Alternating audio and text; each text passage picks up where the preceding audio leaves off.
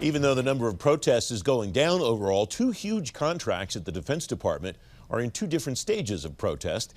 Amazon Web Services has opened up a new front in its protest of the JEDI cloud contract. Perspecta lost a second round in its protest of the Navy's award of its NGEN-R contract to Leidos. Joe Jordan is CEO at Actuparo, former administrator of federal procurement policy. Joe, it's good to see you again. Happy New Year. What's your takeaway from this? What's the motivation beyond money for a company to keep pushing a protest? Not specifically those two cases that I mentioned necessarily, but more broadly. Sure, and thanks for having me, Francis. There are a number of reasons that companies want to protest, right? When you lose an award, all of us business owners feel like any rational, impartial person is going to say that our company provides the best value to the government, the highest quality goods and services at an unbeatable price. And so when the buyer decides that's not true and goes with one of your competitors, it stings. And, sometimes in the heat of the competition, you say, well, this is unfair. And so you push the protest because of those sorts of things. But there are often very legitimate reasons that firms protest. Sometimes there is an error in either the solicitation or the award decision. And, you mentioned that about 2,100 cases were filed with GAO, and 15% of those protests were sustained. So,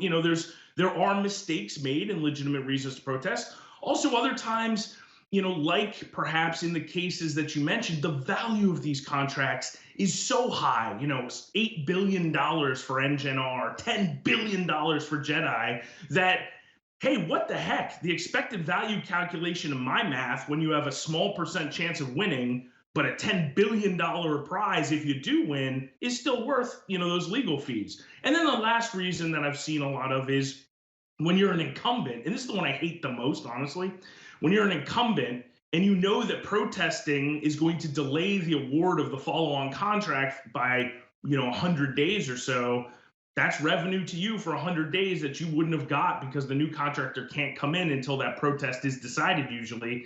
And so, that's one area that's frustrating, but there are a lot of both emotional and logical reasons that protests get filed. A shout out to our friend Steve Schooner. If none of his students have done it, one of them should make a matrix of the value of a contract along the side and across the bottom the number of protests and see what that looks like. Because I'll bet that if we mapped it, we'd find that a lot of those protests are on those high value deals. You think that's a fair observation, Joe?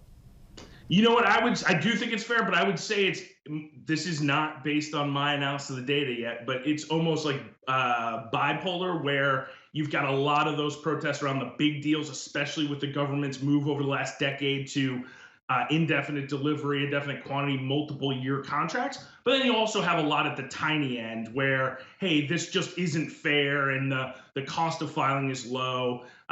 You also see, unfortunately, I've had experience with this where you've got some nuisance filers who just, are angry, want to make a point and take advantage of the fact that small businesses bear little to no cost when filing a protest. And so you'd see some down at that end too. I bet that's what it looks like.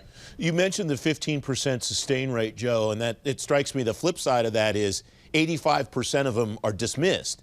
And I wonder what that means for the prospects moving forward. I look at these GAO numbers, and over the past 4 years or so at least, that number's held pretty close. Is any reason to believe that'll change in the near future? None at all. The data indicates that for the last roughly decade, the sustain rate's been between 13 and 17%. So this year's, just a few days ago when GAO released the numbers you referenced, and it came out at 15%, I mean, you're looking at smack dab in the middle of that range, right where, you would expect. There was a bit of an outlier back in 2016 where you had 2,800 cases filed and 23% of those were sustained. So both a peak in terms of number of cases and a peak in terms of sustain rate. And so I think, there were some peculiarities that year, and also it served as a bit of a wake-up call. And ever since then, you've seen both the number of cases filed go down and the sustain rate get back into that kind of low double digits sustain rate. You and I have talked about protests a lot over the years. You're kind of a nerd for this like I am. What would you watch in 2021? What do you think has the potential to make an impact? The overall number, the size of the protests, the vehicles, the types of vehicles that are protested? What will you pay attention to, Joe?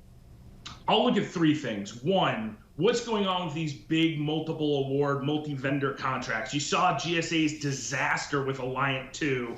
I mean, I can't tell you how many small businesses come up to me and I spent tens of thousands of dollars to put my proposal together, figure out how to do this to make sure I could deliver if awarded, and then for GSA to say, oh, just kidding, we're canceling and rethinking all of this. That was a real disaster. And so what does that portend for agencies continuing to leverage that sort of approach with those multiple award vehicles? Second thing I'd look at is you have a lot of dollars during the pandemic, the COVID-related contracting that was done quickly. It had to. Necessity dictated that those contracts get out quickly.